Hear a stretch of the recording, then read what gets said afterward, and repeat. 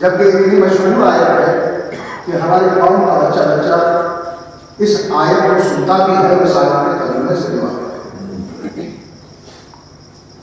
اور اگر شب جمعہ نہیں سن پاتا ہے تو نوچندے سن لیتا ہے. اور اگر نوچندی میں بھی توفیق حاصل نہیں ہو پاتی ہے تو زندگی میں ایک مرتبہ مجبور ضرور ہو جاتا ہے. جب اس کے سر میں صحرا بنتا ہے تو آیت کو سننے کے لیے تو میں نے اس آیت کا انتخاب کیا. دو بنیاد پر میں نے اس آیت کا انتخاب کیا. پہلی وجہ تو یہ ہے کہ آیت اپنے ترجمے کے اعتبار سے، اپنی تفسیر کے اعتبار سے اور اپنے شان نزول کے اعتبار سے بڑی مظلوم آیت ہے. کیونکہ اس کے ترجمے پہ بھی ظلم کیا گیا، اس کے شان نزول پہ بھی ظلم کیا گیا اور اس کی تفسیر پر بھی ظلم کیا گیا. اس کی یہ پہلی وجہ ہے. اور دوسری وجہ یہ ہے کہ صاحب بخاری جیسی عظیم شخصیت کا قلم جب چلتے چلتے اس آیت تک پہنچا، آپ کو معلوم ہے کہ صحیح بخاری کا درجہ کیا ہے؟ بعد قرآن باری صحیح بخاری اور ملتا ہے قبلہ نذیر صاحب کہ صاحب بخاری پہلے دور میں نماز پڑھتے تھے اور اس کے بعد روایت کو نقل کیا کرتے تھے، لکھا کرتے تھے، تحریر کیا کرتے تھے. تو میری سمجھ میں آ گیا کم سے کم نماز میں پوری کتاب میں ایک مقام پہ تو صحیح لکھوا ہی لیا ہے. سلام پڑھ لینا محمد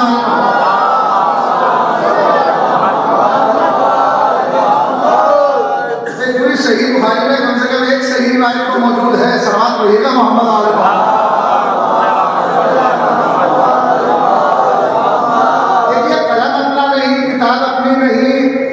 نقل کرنے والا اپنا نہیں، عالم اپنا نہیں ہے. عالم بھی ہو، کتاب بھی ہو، قلم بھی ہو. صاحب بخاری جیسی عظیم شخصیت کا قلم جب چلتے چلتے آئے تھے تحریر تک پہنچا تو وہ بھی لکھنے پر مجبور ہو گئے کہ اگر قرآن کریم سے ان تمام آیات کو نکال لیا جائے جو اہل بیت کی شان میں نازل ہوئی ہیں اور فقط اسے ایک آیت کو رکھا جائے تو یہ اہل بیت کی فضیلت کے لیے کافی ہے.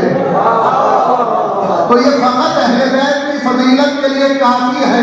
ایک آیت تطہیر اگر صرف آیت تطہیر کو مان لیا جائے تو یہ اہل بیت کی فضیلت کے لیے کافی ہے۔ اگر صاحب بخاری نے ایک طرف اس کا اعتراف کیا تو دوسری طرف اس بات کا بھی اعتراف کر لیا کہ اس آیت کے علاوہ بھی بہت سی آیتیں ہیں جو اہل بیت کی شان میں نازل ہوئی ہیں۔ اس روایت والے نے محمد علیہ محمد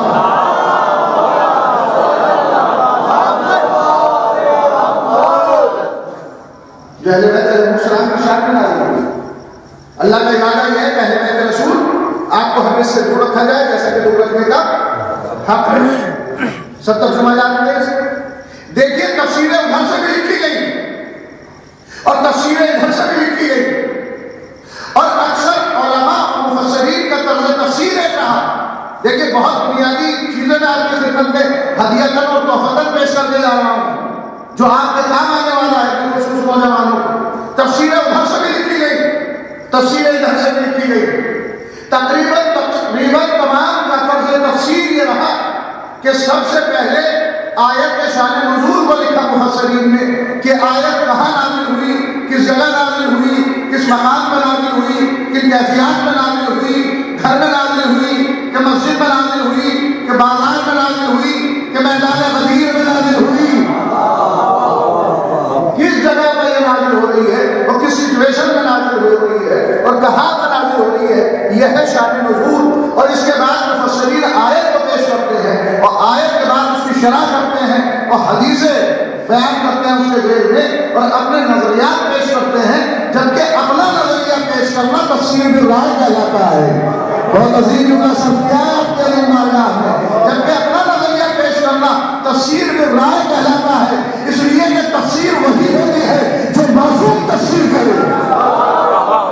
صلوات علی محمد علیہ محمد۔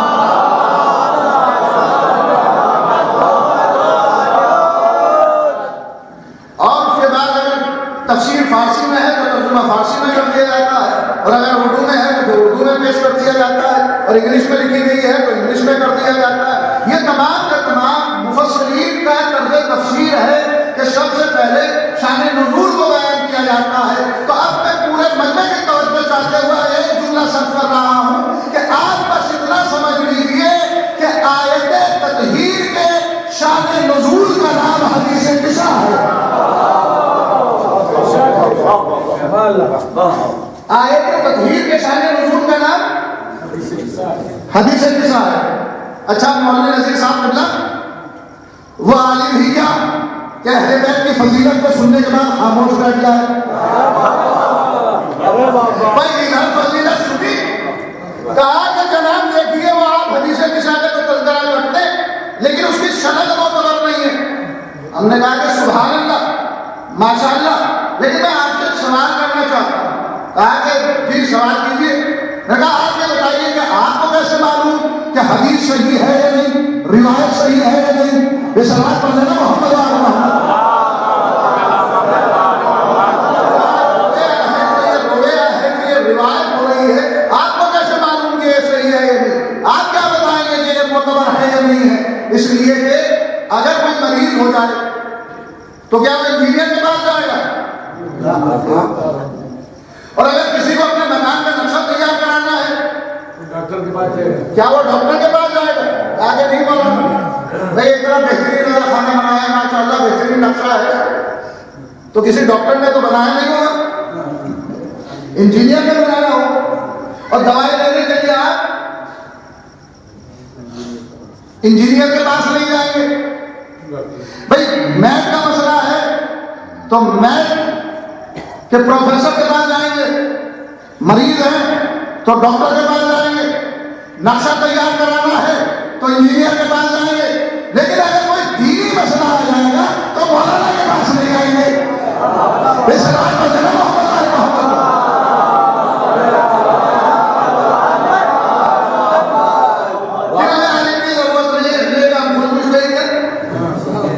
ہم خود فتوے صادر کر کے سلوات پڑھتے محمد علیہ۔ اچھا ایک طرف میں یہ سلسلہ کہ جو عوام کا کہ جناب یہ روایت معتبر نہیں، اور کہنے والے بھی وہ کہہ رہے ہیں کہ جو علم رجال کے آنے سے تو کیا کبھی اس لائبریری کے پیچھے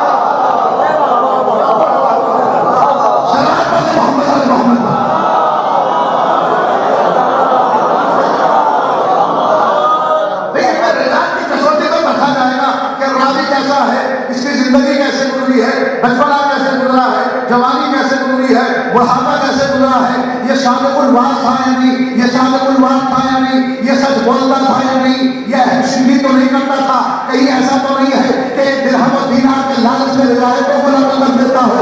مولانا کیا یہ ممکن ہے کہ درہم و دینار کے لالچ میں روایتیں نقل کی گئی ہوں گی؟ میں کہا کہ 1400 صدیاں گزرنے کے بعد جب دولت کے لالچ میں فتوے لکھے جا سکتے ہیں،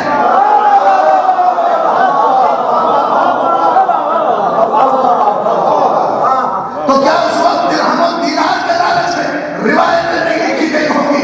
راوی کے پورے حالات دیکھنے پڑیں گے، کہیں خنجر کے خوف سے تو روایتیں نقل نہیں کر رہا تھا، کہیں حکومت کے لالچ میں تو روایتیں نقل نہیں کر رہا تھا۔ جب اس کی پوری زندگی کو پڑھ لیا جاتا ہے تو دیکھا جاتا ہے کہ راوی کتنا معتبر ہے، جتنا راوی معتبر ہوتا چلا جاتا ہے روایت بھی اتنی ہی معتبر ہوتی چلی جاتی ہے، روایت بھی اتنی معتبر ہوتی چلی جاتی ہے۔ یہ تو حدیث نساء میں جو مروی ہوئی ہے، یہ اس کے اندر کوئی بہت لمبا چوڑا سلسلہ نہیں ہے، وہ حدیث غدیر ہے جس کے سلسلے میں 1.25 لاکھ سے زیادہ راوی موجود ہیں، لیکن حدیث نساء کا سلسلہ بہت لمبا چوڑا نہیں ہے، صرف 2 نام نظر آتے ہیں حدیث نساء میں، یا رویا عن فاطمہ الزہرا یا رویا عن جابر بن عبداللہ انصاری۔ بے توجہ رکھیے گا، 2 نام، یا جابر سے نقل ہوئی یا شہزادی سے نقل ہوئی، ایک صحابی ایک اہل بیت کی فرد۔ بے توجہ رکھیے گا، جو صحابی کے نعرے لگاتے ہیں وہ بھی اس حدیث کو مانے۔ سلوات پڑھ دینا محمد علیہ محمد۔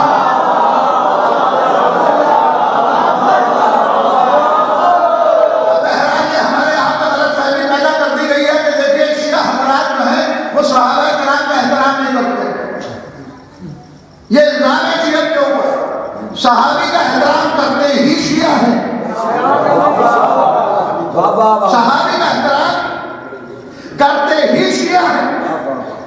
اس لیے کہ آپ پوچھئے صاحب بخاری سے کہ صحابی کی ڈیفینیشن کیا ہے، تو صاحب بخاری نے لکھا کہ جو خدمت پیغمبر میں کم سے کم 1 مرتبہ حاضری دے، رسول کی زیارت سے کم 1 مرتبہ مشرف ہو، اسے کہتے ہیں صحابی۔ تو اب ہم قرآن سے پوچھتے ہیں، قرآن تو یہ بتا کہ منافق کسے کہتے ہیں؟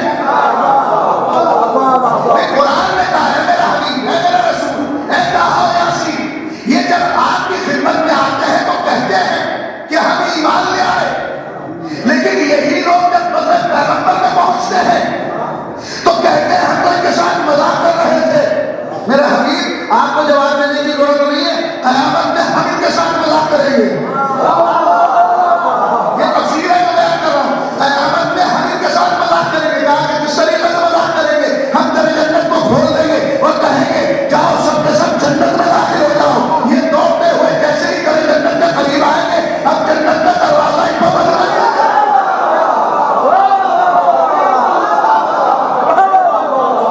جنت کا دروازہ بند کر دیا جائے گا، اور یہی تو فرق ہے منافق میں اور عزادار میں۔ منافق کے لیے جنت کا دروازہ بند ہو جائے گا اور عزادار کے لیے جنت کا دروازہ کھل جائے گا۔ صلوات پڑھیں محمد علیہ محمد۔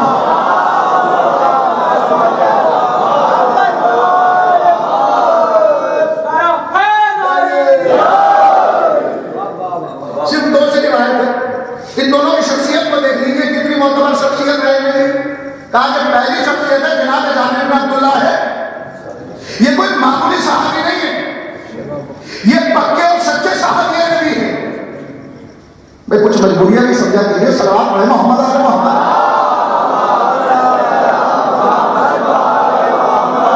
یہ ہے پکے اور سچے صحابی نبی، اور جناب جابر بن عبداللہ ہے انصاری کا متعلق ملتا ہے کہ رسول نے فرمایا ہے جابر تم میرے 5ویں نام کا زمانہ دیکھو گے، عربی کے اعتبار سے تم محمد باقر کا زمانہ دیکھو گے، اور لکھنؤ والے باقر کو باقر کہتے ہیں اور صادق کو صادق کہتے ہیں۔ جب میں نے پوچھا اپنے بزرگوں سے جو لکھنؤ میں تھے آپ باقر کو باقر کیوں کہتے ہیں اور صادق کو صادق کیوں کہتے ہیں، تو انہوں نے مسکرا کے جواب دیا کہ در حقیقت ہمارا عقیدہ یہ ہے کہ ہم لوگ معصوم کے نام میں زیر برداشت نہیں کرتے ہیں، اس لیے باقر کو باقر کہتے ہیں اور صادق کو صادق کہتے ہیں۔ ہم نے کہا کہ اسم ہے اور جو لفظ ہے وہ ہے باطل، وہ ہے باطل۔ تو جابر بن عبداللہ انصاری تو میرے 5ویں نائب کا زمانہ دیکھو گے۔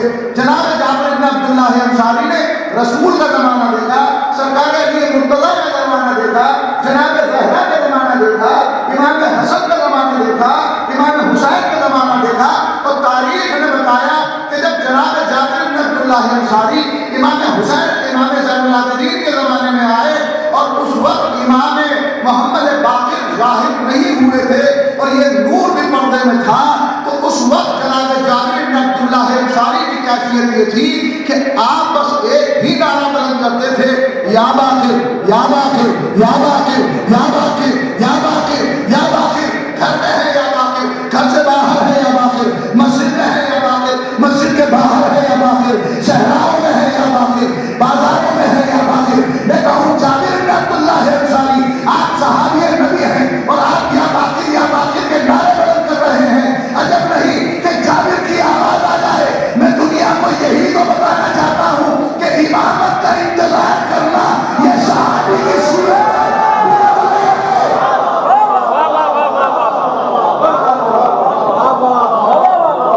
امامت کا انتظار کرنا یہ صحابی کی سیرت ہے، یہ بدعت نہیں ہے۔ اے جابر بن عبداللہ انصاری آپ 5ویں امام کا انتظار کرتے تھے، یہ مجمع آخری امام کا انتظار کر رہا ہے۔ آپ پچھلے امام محمد باقر میں یا باقر کے نعرے لگاتے تھے، یہ مجمع یا مہدی کے نعرے لگاتا ہے۔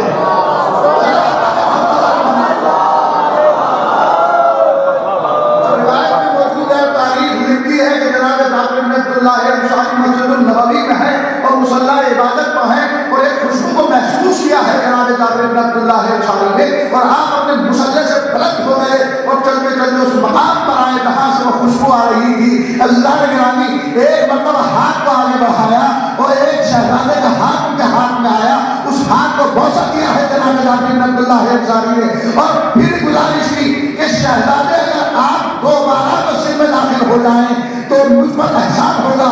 وہ شہزادہ دوبارہ میرے مسجد میں پہنچا، خرابہ چلتا ہوا جابر بن عبداللہ انصاری کے پاس آیا اور اس مقام پر جا کے ٹھہر گیا جہاں پر رسول عربی ٹھہرتے تھے، جہاں پر رسول عربی بلند ہوتے تھے۔ ایک مرتبہ جابر کہتے ہیں وہی خوشبو ہے جو محمد کی خوشبو تھی، وہی آہت ہے جو محمد کی آہت تھی۔ ایک مرتبہ امام محمد باقر کی پیشانی میں بوسہ دیا، میرے مولا نے فرمایا جابر تم نے وہ امانت ابھی تک نہیں پہنچائی جو میرے جد نے مجھ سے پہنچائی تھی۔ کیا ہے جابر بن عبداللہ انصاری؟ جابر بن عبداللہ انصاری کربلا کے 40 کے سب سے پہلے ظاہر ہیں، جو 40 کے سب سے پہلے ظاہر ہیں وہ ہے جناب جابر بن عبداللہ انصاری۔ جناب جابر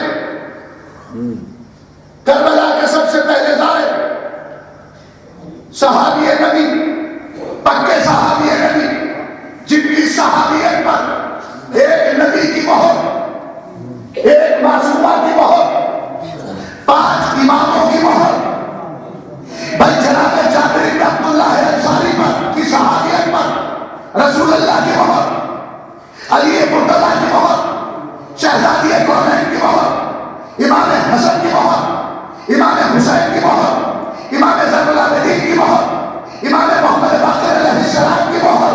تو اب مجھے کہنے دیجیے، کیا اجازت ہے کہ میں کہوں کہ جس کی صحابیت پر 7 معصوموں کی مہر ہو اسے زیب دیتا ہے وہ حدیث کسا کی سند میں شامل ہوگا؟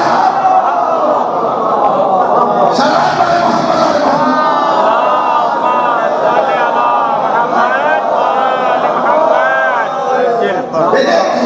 روایت کوئی معمولی شخصیت سے نہیں، جناب جابر بن عبداللہ انصاری سے روایت، کتنا معتبر صحابی نبی، کتنا معتبر صحابی نبی۔ اور دوسری فرق جناب زہرا صلوات اللہ علیہ،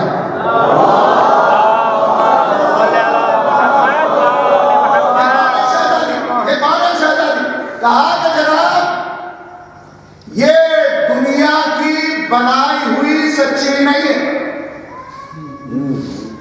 دنیا نے انہیں صدیقہ نہیں کہا، لفظوں پر دنیا جسے صدیق اور صدیقہ کہے وہ ہے اور صدیقہ کہے وہ اور ہے، اس لیے کہ اللہ گرامی دنیا جسے صدیق یا صدیقہ کہے ضروری نہیں وہ زندگی میں کبھی سچ بولے، لیکن قرآن جسے صدیق یا صدیقہ کہہ دے تو وہ جو کہہ دے تو واقعے کے مطابق ہو جائے۔ حسنین تمہارے کپڑے ترجیح دے کر آتے ہو گئے تو پروردگار قرآن کی صدیقہ کی بات کو سچ کرنے کے لیے جبریل امین کو ترجیح بنا کر تیرے صحرا میں بھیج دیتا ہے، اس لیے کہ قرآن کے سچے اور ہیں، توجہ، قرآن کے سچے اور ہیں، دنیا کے بنائے ہوئے سچے اور ہیں، اسی لیے تو اللہ کے گرامی میں کہتا ہوں کہ مباہلے کے میدان میں یہ بجدم نہیں جا رہے تھے بلکہ صداقت کی انجمن چلی آ رہی تھی، اور کتنا خوبصورت تھا یہ کارواں کہ آگے آگے نبی ہے اور نبی کی آغوش میں امامت کا بچپنا ہے امام حسین کی صورت میں، اور انگلی پکڑے ہوئے امامت کا لڑکپن ہے امام حسن کی صورت میں، اور نبوت کے پیچھے پیچھے عصمت ہے اور عصمت کے پیچھے پیچھے امامت کی جوانی ہے۔ آگے آگے نبی، اس کے پیچھے جناب زہرا کے پیچھے علی مرتضی، کتنی خوبصورت انجمن ہے، یہ ہے صداقت۔ اور جو ان کے مقابلے پہ آئے، توجہ، مباہلے کے میدان میں جا رہے ہیں نا، جو بھی ان کے مقابلے پہ آئے گا وہ ہوگا جھوٹا، اور جھوٹے پہ ہوگی اللہ کی بات فرمائیے گا، آپ میں کیا عرض کر رہا ہوں، اس لیے کہ مباہلے میں جو افراد جائیں گے وہاں ہوگا مباہلہ، جھوٹوں پہ ہوگی لعنت، ادھر سے ہے پنجے تن کے مقابلے میں جو آئے گا وہ ہوگا جھوٹا، جھوٹے پہ ہوگی۔ یہ قرآن کی آیت ہے، روایت نہیں ہے، اس لیے کہ جب تک قرآن میں آیت موجود ہے پنجے تن کے مقابلے پہ آنے والا حسن جھوٹا ہوگا اور جھوٹے پہ اللہ کی لعنت ہوگی۔ اس لیے کہ اگر کسی مسلمان کا عقیدہ اس آیت پر نہیں ہے تو پھر مسلمان نہیں رہے گا، اس لیے کہ جھوٹوں پہ اللہ کی لعنت ہوگی۔ جو محمد کے مقابلے پہ آئے گا وہ ہوگا جھوٹا، جھوٹے پہ اللہ کی لعنت ہوگی۔ جو طٰہٰ و یاسین کے مقابلے پہ آئے گا وہ ہوگا جھوٹا، جھوٹے پہ ہوگی اللہ کی لعنت۔ جو علی مرتضیٰ کے مقابلے پہ آئے گا وہ ہوگا جھوٹا، جھوٹے پہ ہوگی اللہ کی لعنت۔ جو جناب زہرا کے مقابلے پہ آئے گا وہ ہوگا جھوٹا، جھوٹے پہ ہوگی اللہ کی لعنت۔ امام حسن کے مقابلے پہ جو آئے گا وہ ہوگا جھوٹا، جھوٹے پہ ہوگی اللہ کی لعنت۔ اور جو حسین کے مقابلے پہ آ جائے، ارے ذاکر نائک کتنا ہی یزید کو جھوڑا بچا لے، اس لیے کہ انسان تو ہو سکتا ہے کہ یزید پر لعنت نہ کرے، لیکن اللہ کا وعدہ ہے جو پنجے تن کے مقابلے پہ آئے گا وہ ہوگا جھوٹا، اور جھوٹے پہ ہوگی اللہ کی لعنت۔ اس کا مطلب یہ ہوا کہ یزید ملا کی لعنت سے تو بچ سکتا ہے لیکن اللہ کی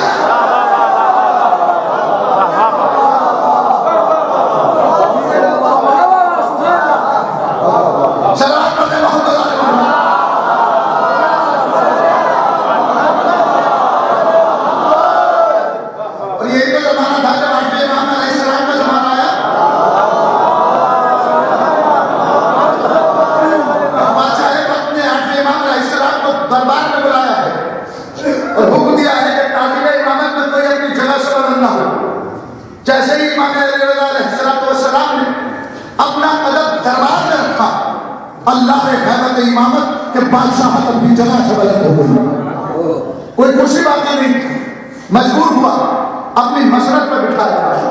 اور متوجہ ہونے کے بعد کہتا ہے کہ آپ کو اس بات پر بڑا فخر ہے کہ مباہلے میں عورتوں میں آپ کے جد صرف آپ کی جدہ فاطمہ کو لے کر گئے، تو معصوم مسکرانے کی بات فرمائے گئے، کہا کہ اس بات میں فخر ہوگا کہ حسن و حسین کو لے کر گئے، مولانا نے فرمایا نہیں۔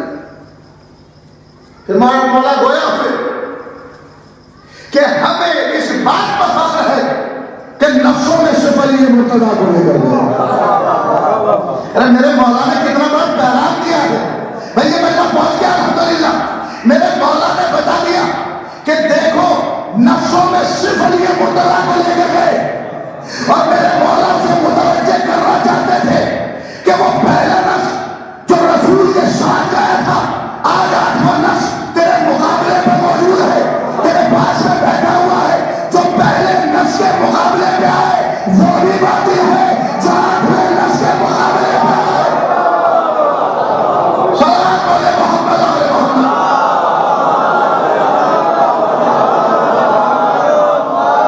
جنہوں کا قافلہ چلا جا رہا ہے، مرکزی کردار کون ہے؟ شہزادی کون ہے؟ آگے آگے نبی اور پیچھے پیچھے علی مرتضیٰ، اور یہ ہے مباہلے کی سچائی۔ قرآن میں جسے سے چل رہا ہے تو روایت کس سے نقل ہے؟ جناب جابر بن عبداللہ انصاری سے، کتنا معتبر صحابی، اور دوسری سند جناب زہرا سے۔ اس کا مطلب یہ ہوا کہ اس کے بعد اگر کوئی شخص اس روایت میں شک کرے تو جملہ کر دو، اگر کوئی شخص اس روایت میں شک کرے تو اس کا شجرہ تو مشروط ہو سکتا ہے، یہ روایت مشروط نہیں ہو سکتا۔ جس کی سند میں شہزادی قرآن جیسی عظیم شخصیت ہو، وہ روایت کا لوگ ایسے ہو سکتے ہیں۔ رسول اپنے جسم میں ذوق محسوس کر رہے ہیں اور در جناب زہرا پہ تشریف لا رہے ہیں اور سلام کر رہے ہیں۔ صاحب مسلم نے لکھا کہ یہ صرف آج رسول آنے کے بعد سلام نہیں کر رہے ہیں، بلکہ 6 مہینے ہو چکے ہیں رسول کو اس در پہ آ کر سلام کرتے ہوئے۔ ہر نماز سے پہلے آتے ہیں، سلام کرتے ہیں، نماز صبح سے پہلے آتے ہیں، السلام علیکم یا اہل بیت النبوہ، نماز ظہر سے پہلے آتے ہیں، السلام علیکم یا مادر الرسالہ، نماز مغرب سے پہلے آتے ہیں، اہل بیت النبوت آپ پر سلام ہو۔ تو عزیزان گرامی، میں کہوں گا یا رسول اللہ، یہ آپ اس در پہ آ کر سلام کیوں کر رہے ہیں؟ عجب نہیں کہ آج آ جائے۔ میں دنیا کو بتانا چاہتا ہوں کہ یہ در احترام کرنے کے لیے ہے، آگ اور لکڑیاں جمع کرنے کے لیے نہیں ہے۔ اگر رسول نے تشریف لے گئے ہیں اور پھر وہ چادر اڑا دی گئی ہے جس سے آپ کا ذوق دور ہوا، یہ رسول کون ہے جی؟ رحمت للعالم تو نہیں، رحمت للعالم عالمین۔ بھائی سائنس نے ترقی کیا، پڑھا لکھا میں جو بیٹھا ہوا ہے، ارباب فکر بیٹھے ہوئے نوجوان طبقہ ہے جس کا سائنس سے تعلق ہے، دنیا نے تحقیق کیا ہے کہ 18,000 عالم پیدا کیے ہیں، اور تحقیق کریں گے 1,000 اور پیدا کریں گے، لیکن اللہ نے فصاحت و بلاغت قرآن کریم ایک لفظ میں پوری کائنات کو سمیٹ دیا، رحمت للعالمین، پورے عالمین کے لیے رحمت بن کر آیا ہے رسول نبی، جو کائنات کے ذرے ذرے کے لیے رحمت بن کر آئے اسے محمد کہتے ہیں، اور جو محمد کے لیے رحمت بن کر آئے اسے فاطمۃ الزہرا۔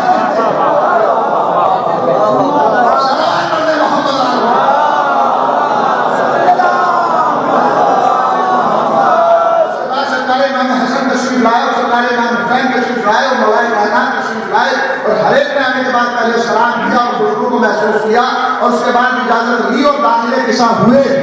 بھائی اگر میں عربی میں پڑھتا تو آپ ضرور پڑھ دیتے، صلوات پڑھیں محمد علیہ۔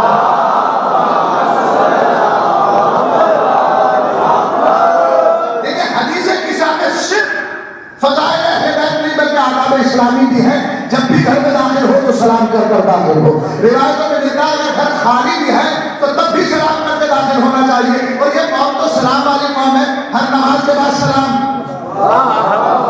لیکن امام جعفر صادق علیہ السلام ارشاد فرماتے جب تم سلام کرتے ہو تو ضروری نہیں کہ تمہارا سلام معصوم بارگاہوں میں پہنچے، لیکن جب تم زیارت عاشورہ کی تلاوت کرتے ہو تو تمہارا سلام میرے جد سرکار عباد اللہ حسین کی بارگاہ میں پہنچتا ہے، اور فقط پہنچتا نہیں بلکہ درجہ قبولیت پر فائز ہو جاتا ہے، وہاں سے جواب سلام آتا ہے۔ میں پوچھنا چاہتا ہوں مولانا تشریف فرما ہے، آپ بتائیے کہ سلام کرنا کیا ہے؟ مستحب، جواب دینا، اور یہ ایک ایسا واجب ہے کہ واجب کے درمیان بھی اس کی ادائیگی واجب۔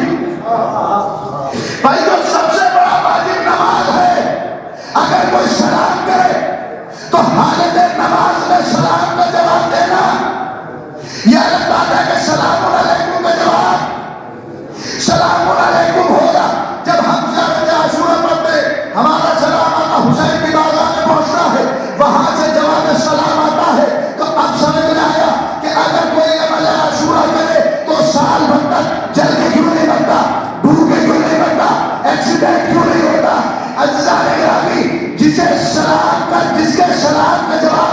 امام حسین دے دے. سلام کیا ہے؟ سلام کیا ہے؟ سلام ہے سلامتی کی دعا. تو جسے سلامتی کی دعا میرا آقا حسین دے دے، ارے دنیا اس کا کیا بگاڑ سکتی ہے؟ سلامت پڑھنے محمد اور محمد.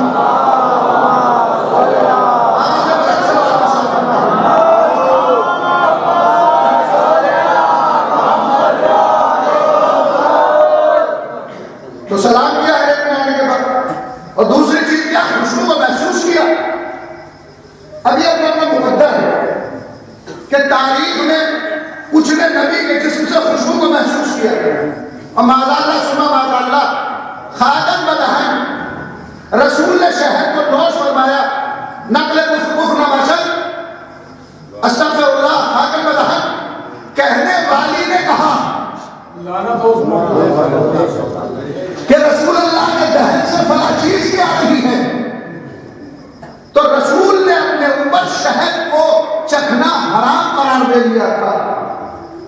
تاریخ میں روایت میں تفسیر میں ملتا ہے کہ پیغمبر اسلام حکم دیا ہے کہ ہم نے جس چیز کو حلال کر ڈالا ہے اسے حرام مت کر ڈالو، اور جسے حرام کر ڈالا ہے اسے حلال مت کر ڈالو. پیغمبر اسلام نے دوبارہ اس کے بعد شہد کو نوش فرمایا ہے. مشیت میں 3 موقع ایسے ہیں جہاں پر اپنے تیوروں کو بدلا ہے اپنے حریم کے حوالے سے. پہلا موقع یہی تھا ہم نے جس چیز کو حلال قرار دیا اسے حرام مت کر ڈالو، اور دوسرا موقع جل جلالہ کی لفظ رکھی کب؟ جب اپنے جناب زہرا کا مسئلہ آیا، محمد تم زہرا کے بابا ہو لیکن ہم کا خیال آپ کو نہیں ہے، ہم بیت معمور پر آسمانوں کی بلندیوں پر زہرا کا بلی کے ساتھ کر چکے. مشیت کے تیور بدل گئے. اور تیسرا موقع غدیر کا موقع، اگر ولایت نہ پہنچائی اور فقط اتنا نہیں کہا اگر یہ نہ پہنچایا تو کچھ نہ پہنچایا.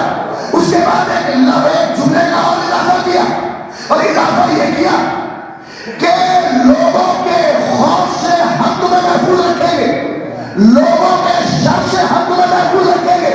اس کا مطلب یہ ہوا کہ اعلان ولایت کرنے میں کسی کو خوف محسوس نہ ہونا چاہیے، اس لیے کہ اعلان ولایت کو تبلیغ ولایت کرنے والوں کی حفاظت کی ذمہ داری اس والوں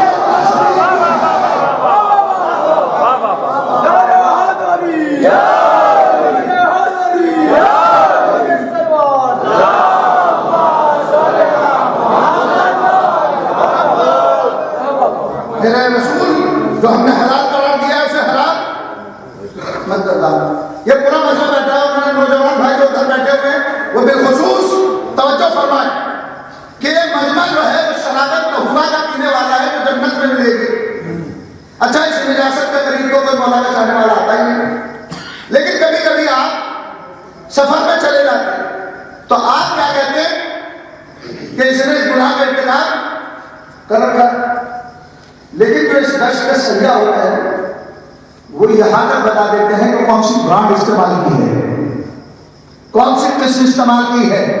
بہت بڑا نتیجہ دے کر جا رہا ہوں. اعتراض کرنے والی نے یہ نہیں کہا کہ فلاں چیز بھی آ رہی ہے، بلکہ شراب کی ایک قسم کا نام لیا، ایک برانڈ کا نام لیا. پروردگار عالم نے اسی کے ذریعے سے قیامت تک کے لیے لعنت کا توق اس زوجہ کے گلے میں ڈال دیا. توجہ رکھیے گا، منافیر کا لفظ استعمال کیا، ایک برانڈ کا نام لیا. اس کا مطلب یہ ہے کہ بابا جالی کے گھر میں بہت پرانا کاروبار تھا.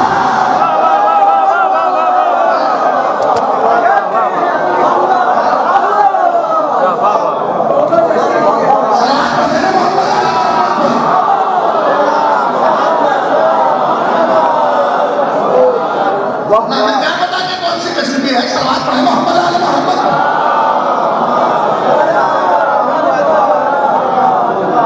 اور خوشبو کو محسوس کیا، اور پھر جناب زہرا نے اجازت دی اور داخل کے ساتھ ہوئی، اور پھر ادھر آسمان کی بلندیوں میں ملائکہ جمع ہونے لگے، اور سید الملائکہ جبریل پوچھ بیٹھا یہ چادر کے نیچے ہیں کون؟ ایک قبلہ نظیر صاحب نے تشریف فرمایا اور ان کا کوئی خادم، اور وہ یہ کہہ کہ قبلہ کون؟ میں کہوں گا تمہارا دماغ خراب ہے، ان کی خدمت کرتے ہو، ان کی خدمت میں رہتے ہو، ہر وقت ان کے لیے سفرہ بچھاتے ہو، ہر قسم کی خدمت انجام دیتے ہو، پوچھ رہے ہو کہ قبلہ کون ہے؟ میں کہوں گا جبریل تمہیں ہوا کیا ہے؟ بھئی اگر کوئی اور ملک یہ پوچھنا تو بات سمجھ میں آتی ہے، لیکن اے جبریل کبھی تو وہی لے کے اس گھر پہ آتے ہو، کبھی شراب کرنے کے لیے اس گھر پہ آتے ہو، کبھی گھرانہ نبھانے کے لیے اس گھر پہ آتے ہو، کبھی چکی چلانے کے لیے اس گھر پہ آتے ہو، اور حد تو یہ ہو گئی کبھی یتیم بن کر آئے، کبھی اسیر بن کر آئے، کبھی مسکین بن کر آئے، اور پوچھ رہے ہو کہ چادر کے نیچے کون ہے؟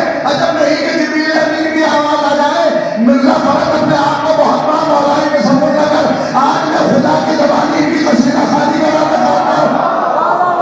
اے اللہ نے بھی ان کی قصیدہ خالی سے انداز سے کی، وَعِزَّتِي وَجَلَالِي إِنِّي مَا خَلَقْتُ السَّمَاءَ مَبْنِيًّا وَلَا أَرْضَ مَرْحِيًّا وَلَا قَمَرًا مُنِيرًا وَلَا شَمْسًا مُضِيًّا، مجھے اپنی عزت و جلالت کی قسم ہے، دیکھیے کچھ نہ کھانے والا خدا بھی قسم کھا رہا ہے، لیکن میرا چیلنج ہے تمام علماء کو کہ وہ پورے قرآن میں لا کر دکھائے کہ اس نے اپنی عزت و جلالت کی قسم کھائی ہے۔ بھئی عثمان اللہ شریف نے قرآن کے مطابق مقامات پر مختلف جگہوں پر قسمیں کھائی، کبھی تین کی قسم، کبھی زیتون کی قسم، کبھی طور سینا کی قسم، کبھی قلم کی قسم، کبھی شمس کی قسم، لیکن اپنی عزت و جلالت کی قسم نہیں کھائی۔ لیکن جیسے یہ بیت کا مسئلہ آیا، وَعِزَّتِي وَجَلَالِي وَعِزَّتِي وَجَلَالِي، مجھے اپنی عزت کی بھی قسم ہے، مجھے اپنی جلالت کی بھی قسم ہے۔ ہم نے دریاؤں میں روانیاں نہیں کی، ہم نے چاند کو دیا نہیں بخشی، ہم نے سورج کو نورانی نہیں بنایا، ہم نے سمندروں میں کشتیاں نہیں چلائیں، مگر یہ کہ ان کی محبت میں قسم خدا کی ایک جملہ سمجھ میں آتا وحدانیت سے متعلق، اگر حدیث قصہ کے یہ کلمات نہ ہوتے، خطیب منبر سنونی نے ارشاد فرمایا یا من دل بذاتہ علی ذاتہ، جس کی ذات پر دلیل ذات ہی اس کی ذات ہے۔ بھئی آپ نے اللہ کو کیسے پہچانا؟ چاند کو دیکھا تو اللہ کو پہچانا، سورج کو دیکھا تو اللہ کو پہچانا، درختوں کو دیکھا تو اللہ کو پہچانا، آسمان اور زمین کو دیکھا تو اللہ کو پہچانا، یعنی اثر خدا بندی کے ذریعے سے ہم نے اللہ کو پہچانا۔ لیکن یہ پورا مجمع انصاف کرے، جس کی خلقت چاند سے پہلے ہوئی ہو اللہ کو کیسے پہچانے؟ جس کی خلقت سورج سے پہلے ہوئی ہو اللہ کو کیسے پہچانے؟ جس کی خلقت آسمانوں کی بلندیوں سے پہلے ہوئی ہے اللہ کو کیسے پہچانے؟ تو اسلام گرامی معصوم نے فرمایا یا من دل بذاتہ علی ذاتہ، ہم نے اس کی ذات کے ذریعے سے اس کو پہچانا۔ یا علی مرتضی، یہ جملہ تو بڑا سخت ہے، اس کو آسان کر دیجئے۔ ایک مرتبہ آواز آئی کہ نہج بلاغہ کی طرف رخ کرو، ہم نے نہج بلاغہ کی تلاوت کی، میرے مولا نے فرمایا پروردگار عالم نے پوری دنیا کو دو حصوں میں تقسیم کر دیا، ایک حصہ تو وہ ہے کہ جس نے وسیلے کے ذریعے اللہ کو پہچانا، جس نے وسیلے کے ذریعے اللہ کو پہچانا، آسان کے ذریعے اللہ کو پہچانا، لیکن ہم اہل بیت نے اللہ کو اللہ کے ذریعے سے پہچانا۔ اسلام پڑھتے محمد علیہ محمد۔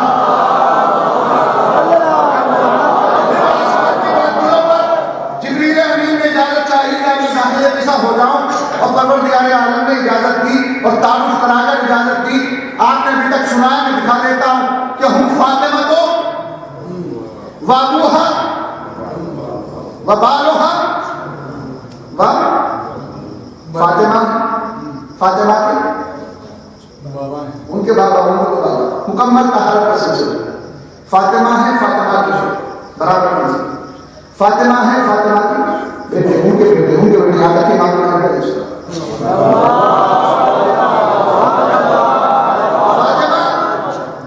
فاطمہ دنیا کی تمام خواتین کی سردار، بابا سید الانبیاء، شوہر سید الاوصیاء، بیٹے نوجوانان جنت کے سیادت جسے مرکزیت میں ملے اسے فاطمہ کہتے ہیں۔ نے کہا جملہ عرض کیا ہے، خود بھی سیدہ، بابا بھی سید، شوہر بھی سید، بیٹے بھی سید، اور یہ وہ عظیم خاتون ہے جس کی نسل اپنی بنیاد پر چلی۔ وہ توجہ رکھے گا، دنیا والوں نے کہا کہ جناب یہ کیسے ممکن ہے کہ آل رسول جناب زہرا سے چلے؟ ہم نے کہا کہ کمال ہے کہ مریم کی جو نسل چلی، عیسیٰ کی جو نسل چلی وہ مریم سے چلی، یہ عقل میں آتا ہے۔ اب اگر سادات فخر مریم سے چلے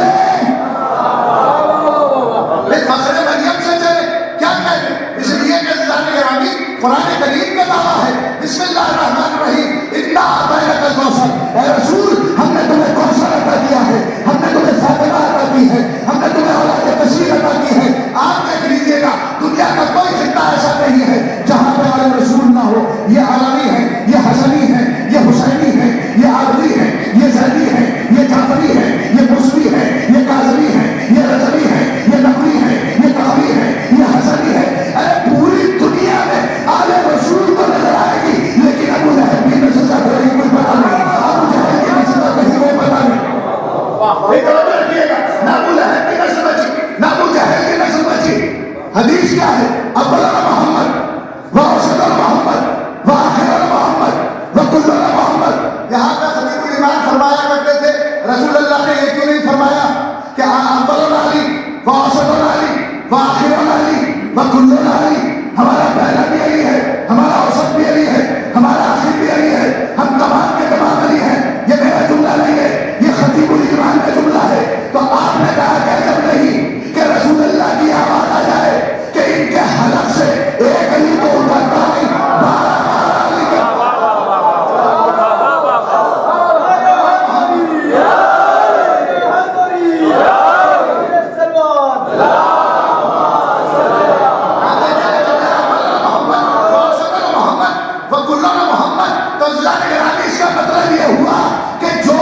محمد کے مقابلے پہ آئے گا اس کی نسل بازی نہیں رہے گی. جو محمد کے مقابلے پہ محمد کے مقابلے پہ آئے اس کی بھی نسل ختم ہو جائے گی، وہ ختم ہو گئی. جو دوسرے محمد کے مقابلے پہ آیا اس کی بھی نسل ختم ہو گئی. جو تیسرے محمد کے مقابلے پہ آیا اس کی بھی نسل ختم ہو گئی. نہ یزید کی نسل کا کچھ پتا، نہ حجاج بن یوسف کی نسل کا کچھ پتا، نہ ان کی حکومتیں باقی رہی، نہ ان کی بادشاہتیں باقی رہی، نہ ان کی تلواریں باقی رہی، نہ ان کی نسلیں باقی رہی، نہ ان کی قبریں باقی رہی، نہ قبر کا نشان باقی رہا.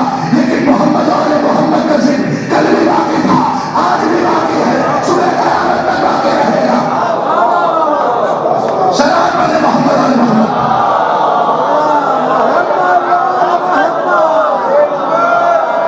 بالکل کا سوال کے ساتھ فرمایا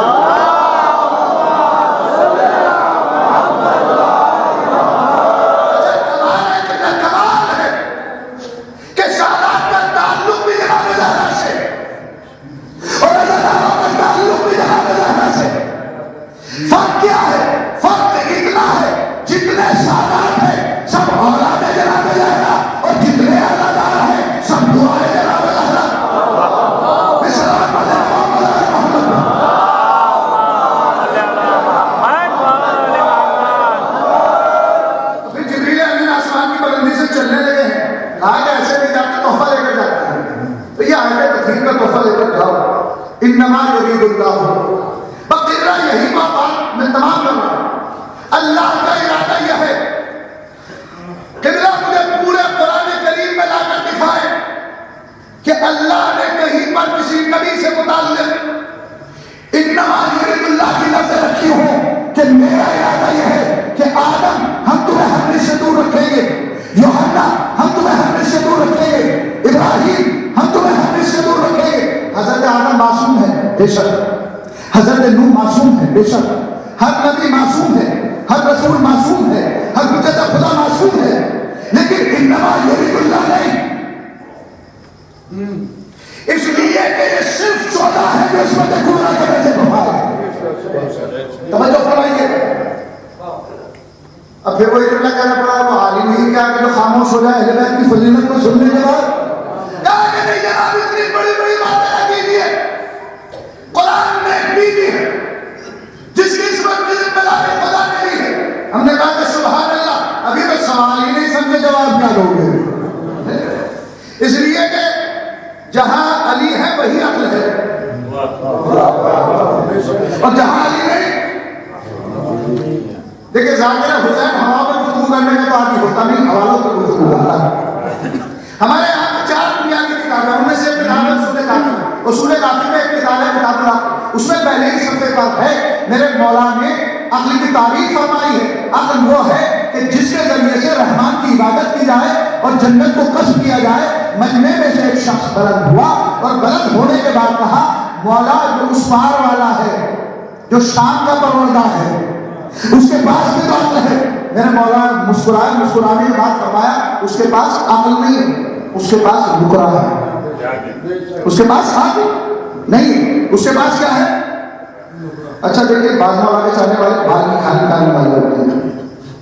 کہا کہ تو کچھ اس قسم کے لوگ بیٹھے ہیں جن کی سمجھ میں نکرا نہیں آئے گا، فوراً سوال کرتے مولا یہ نکرا کیا ہے؟ میرے مولا نے فرمایا کہ شیطنت کا دوسرا نام. اس کا مطلب یہ ہوا کہ علی جہاں پر ہے وہاں پہ عقل ہے، علی کے مقابلے پہ جو ہے وہاں پہ نکرا. تو پورا اسلام کو حصوں میں تقسیم ہو گیا. ایک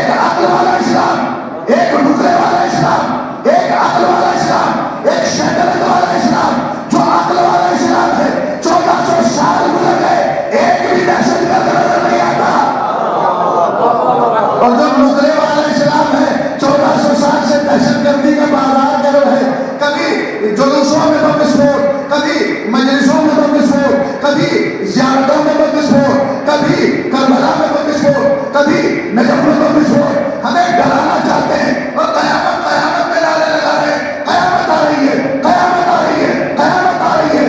ڈریے، خوف زدہ ہوئیے، سہم جائیے. ارے ہمیں ڈرا رہے ہو قیامت سے، ہمیں ڈرا رہے ہو بم وسفوٹ سے، لیکن الحمدللہ مولا کا کرم دیکھیے یہ جتنے بم وسفوٹ کرتے ہیں، جلوسوں میں اتنا ہی اضافہ، عزاداری میں اتنا ہی اضافہ، ظاہری میں کربلا میں اتنا ہی اضافہ، ظاہری میں سامرہ میں اتنا ہی اضافہ، ارے ظاہری میں نجف میں اتنا ہی اضافہ. پوری دنیا حیران اور پریشان ہو کر ہمارے علماء کی خدمت میں آئی اور آنے کے بعد کہا آخر آپ کی قوم قیامت سے ڈر کیوں نہیں رہی ہے؟ تو ہمارے علماء نے مسکرا کے ایک ہی جواب دیا، اس پوری قوم کے بچے بچے کو معلوم ہے کہ امامت پہلے آئے گی.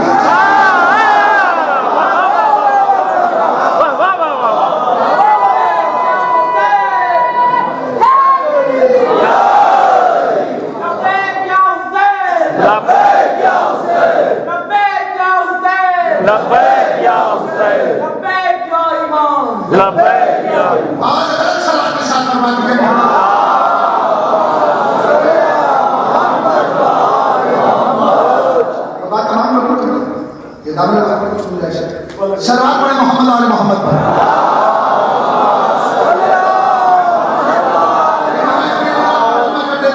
کہ اللہ نے ارادہ نہیں کیا، مریم کے حوالے سے ارادہ کیا. ہم نے کہا کہ مریم کی جو عصمت کی ذمہ داری خداوند عالم نے دی ہے، وہاں پر مراد عصمت کی سے مراد مریم کی پاک دامنی ہے. اس لیے کہ اگر مریم عصمت کبریٰ کے درجے پہ فائز ہوتی تو کبھی اللہ کے گھر سے نکال ہی نہیں جاتی. اس لیے کہ اللہ نے ایک بیوی کو نکال دیا، ایک بیوی کو گھر میں بلا لیا. میں کہوں گا پروردگار تو نے ایک بیوی کو گھر سے نکالا کیوں؟ ایک بیوی کو گھر میں بلایا کیوں؟ جناب فاطمہ بنت اسد کو بلایا الہام کے ذریعے سے. اب وہ تو پہلا زمانہ تھا جب کہا جاتا تھا کہ یہ تو ایک اتفاق تھا کہ علی کعبے میں پیدا ہو گئے. سرزمین مکہ پہ زلزلہ آیا اور دیوار میں درار بنی اور آپ تشریف لے گئی، اور پھر زلزلہ آیا اور دیوار میں درار بنی اور پھر باہر تشریف لے آئی. ہم نے کہا کہ قبلہ یہ بتائیے کہ تیسری مرتبہ زلزلہ کب آیا؟ لیکن اس پورے مجمع سے ایک سوال کرنا چاہتا ہوں. یہ مجمع مجھے یہ بتائے کہ جب زلزلہ آتا ہے انسان دیوار کے قریب آتا ہے شہر میں جاتا ہے؟ اجازت کر رہا ہوں، جب زلزلہ آتا ہے تو دیوار کے قریب آتا ہے شہر میں جاتا ہے. کہا کہ مولانا دیوار کے پاس کوئی نہیں آتا. اگر سرزمین مکہ پر زلزلہ آیا ہوتا تو شہزادی خانہ کعبہ کے دیوار کے قریب نہ آتی بلکہ شہر خانہ کعبہ میں تشریف لاتی. آپ کا خانہ کعبہ کی دیوار کے قریب جانا اس بات کی دلیل ہے وہاں پر کوئی زلزلہ نہیں تھا. ارے تو موسیٰ حیدر کا زلزلہ ہے، موسیٰ حیدر کا زلزلہ ہے، موسیٰ حیدر کا زلزلہ ہے. اب تو ماشاءاللہ زمانے نے اتنی ترقی کر لی، اتنی ترقی کر لی، اتنی ترقی کر لی، لوگ کہنے لگے علی کعبے میں پیدا ہی نہیں ہوئے. اللہ اکبر، کتنی ترقی کیا. دیکھیے ہم نے کہا قبلہ یہ مکہ اور مکے میں کعبہ اور کعبے کی دیوار اور دیوار میں درار مسکرا مسکرا کے جواب دے رہی ہے حیدر حیدر حیدر حیدر حیدر. اس گھر سے کبھی انکار کیجیے گا کہ جو علی کے استقبال میں گھوما آج بھی اس کا نشان باقی ہے. لیکن مولانا یہ قوم لڑنے والی نہیں، یہ جھگڑنے والی نہیں، یہ فائٹ کرنے والی قوم نہیں ہے. آپ بتا دیجیے کہ علی کہاں پیدا ہوئے ہیں. لیکن قبلہ یہ دھیان رکھے گا پورے بندے کی طرف، یہ دھیان رکھے گا علی جہاں پیدا ہوتے پروردگار کعبہ وہی بنا دیتا. پھر دیکھیے کیونکہ علی کی فضیلت کا معاملہ ہے تو آپ کے خاموش ہو جاتا ہے. اور یہ مجمع تو ماشاءاللہ بولتا ہوا مجمع ہے، میں تو ان کی بات کر رہا ہوں. کہا کہ کیا ممکن ہے علی جہاں پیدا ہوتے وہی پروردگار کعبہ بنا دیتا؟ میں نے کہا کہ کتاب ہماری نہیں آپ کی ہے، روایت ہماری نہیں آپ کی ہے، کوئی چھوٹا موٹا علی نہیں ہے. جناب محدث تحریری لکھ رہے ہیں، روایت مل جائے گی آپ کو نازیہ کی لائبریری سے، سلطانیہ کی لائبریری سے لے کر آپ کی رامپور کی لائبریری تک، اور رامپور کی لائبریری سے لے کر مرشی لائبریری خود تک اور خود کی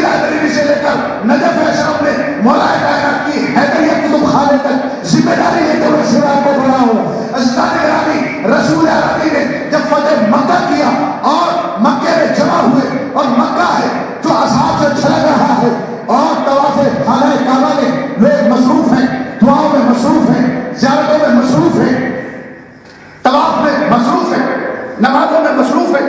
وقت نماز ہوا، رسول عربی متوجہ ہوئے، اے مؤذن اسلام بلال، آج گلدستہ اذان بجا کے نہیں، خانہ کعبہ کی چھت پہ جا کے اذان کہنا. بلال چلے خانہ کعبہ کی چھت پر آئے، کبھی دائیں دیکھتے ہیں، کبھی بائیں دیکھتے ہیں، کبھی آگے دیکھتے ہیں، کبھی پیچھے دیکھتے ہیں. رسول نے شہادت کی اس طرح کی کیفیت کو محسوس کیا.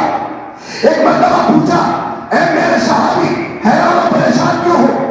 اے اللہ کے پیارے نبی، اے طاہر یاسین، اے مزمل مدثر، جب میں مدینے میں ہوتا تھا تو مدینے کے روشنان کہتا تھا، جب میں مغرب میں ہوتا تھا تو مغرب کے روشنان کہتا تھا، شمال میں ہوتا تھا تو شمال کے رخشادان کہتا تھا، جنوب میں ہوتا تھا تو جنوب کے رخشادان کہتا تھا. آج تو میں خانہ کعبہ کی چھت پہ کھڑا ہوں، کس رخ پہ اذان کہوں؟ ایک مرتبہ رسول نے فرمایا، پورے مجمع پہ نگاہ ڈال لے، پورے مجمع میں جہاں ہی نظر آ جائے.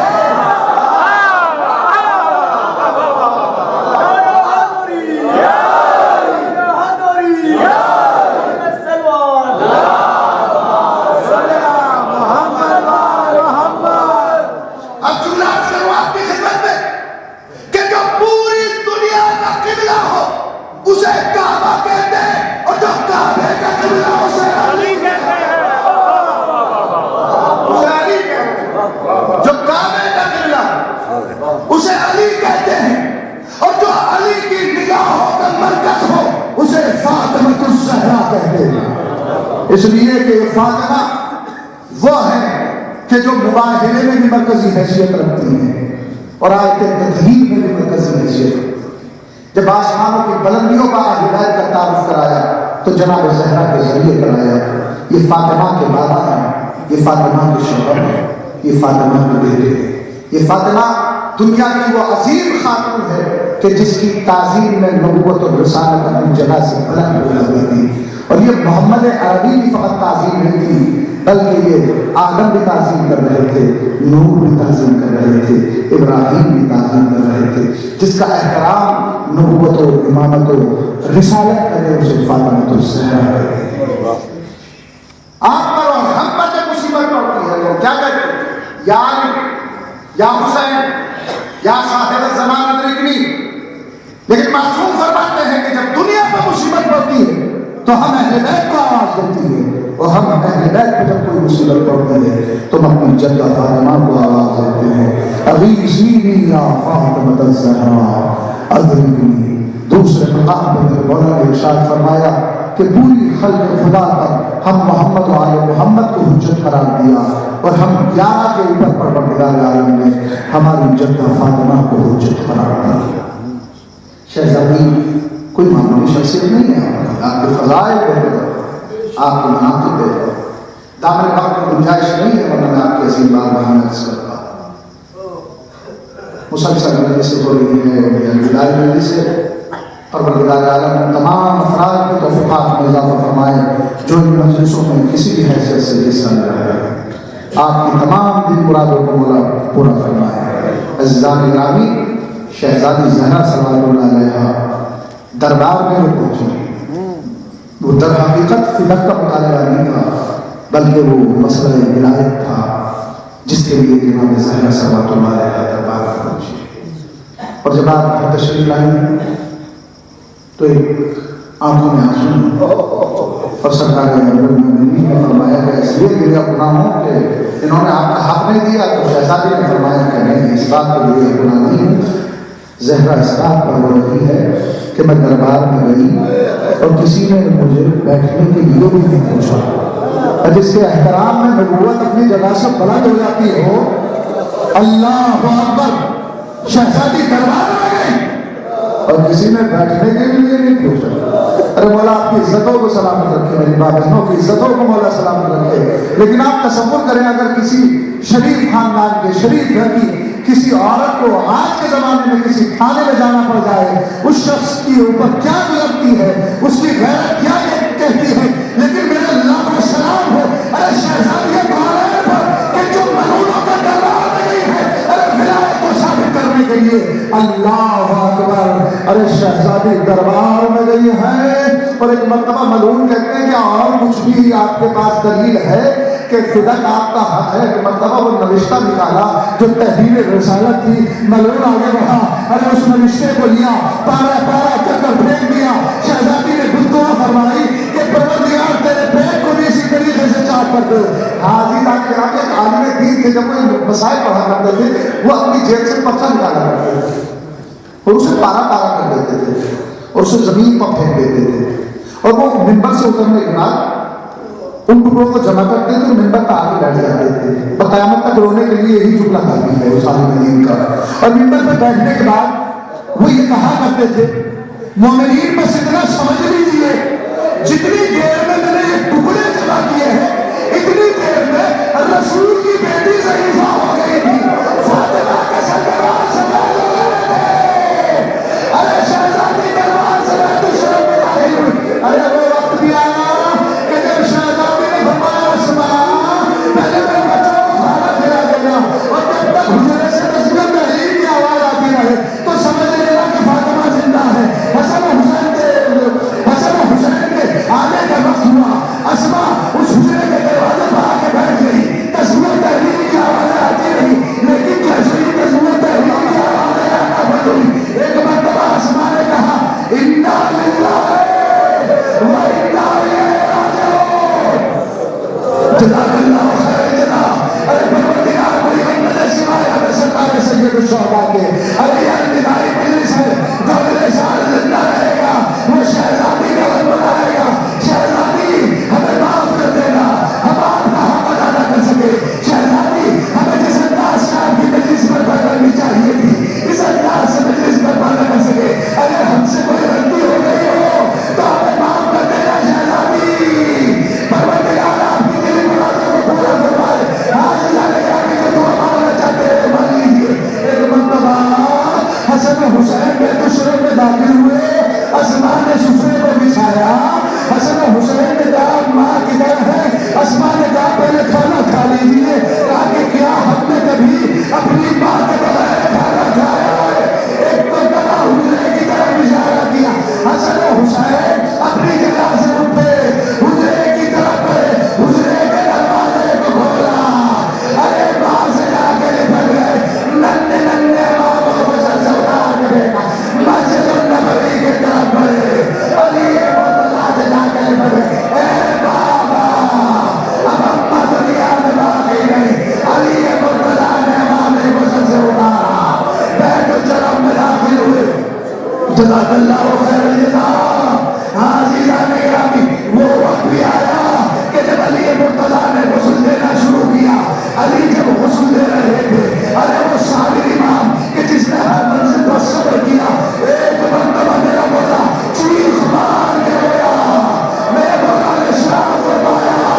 عزیزان گرامی، جب کفن مکمل ہو چکا اس کے بعد تمام شہزادے کو قریب بلایا، شہزادیوں کو قریب بلایا، اپنی ماں کا آخری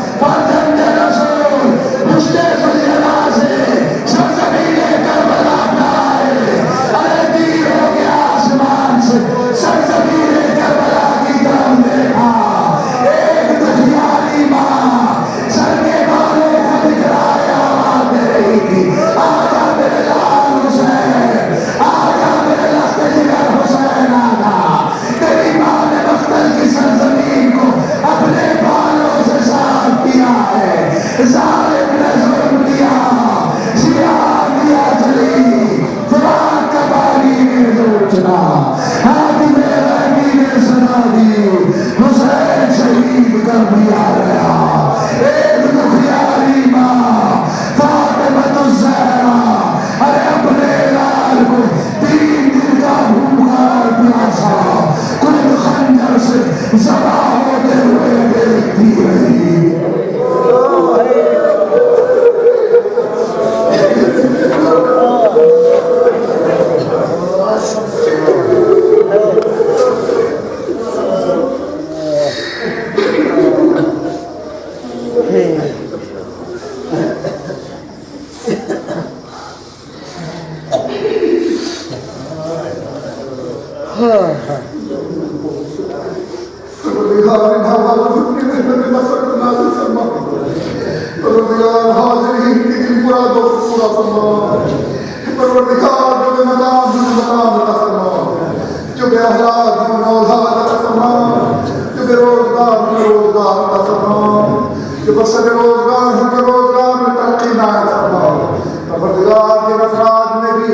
مجالس میں حصہ لیا ہے انہیں وہ بلندی و ترقی عنایت فرما کہ دنیا اسے دیکھ تو سکے لیکن اس تک پہنچ نہ سکے.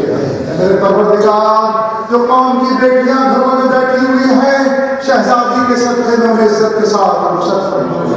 پروردگار ہم تیری بارگاہ میں دست دعا ہے مولا کے چاہنے والے جہاں کہیں بھی ہیں ان کی جان مال عزت و ناموس کی حفاظت فرما. مزارات مقدسہ کی حفاظت فرما. علماء اعلام کی حفاظت فرما. امام زمانہ کے ظہور میں تعبیر فرما. ہم کو ان کے اعوان انصار میں شمار فرما اور ہمیں اپنے سانس کے آخری لمحے تک ذکر فضائل و مصائب اہل بیت بیان کرنے سننے اور اس پر رونے کی توفیق عنایت فرما. تقبل منا